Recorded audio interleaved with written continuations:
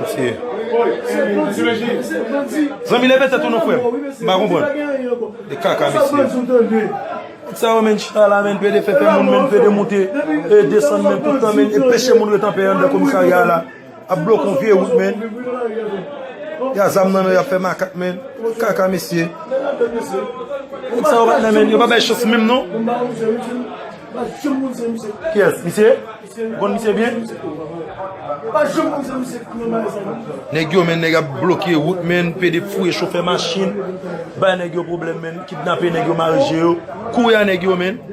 Mais ça fini, toi mon ami. Je dis ba ba comme ça encore.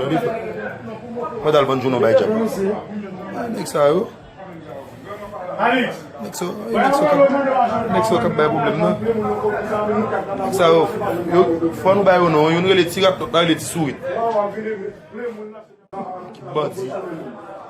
Qui bandi bail.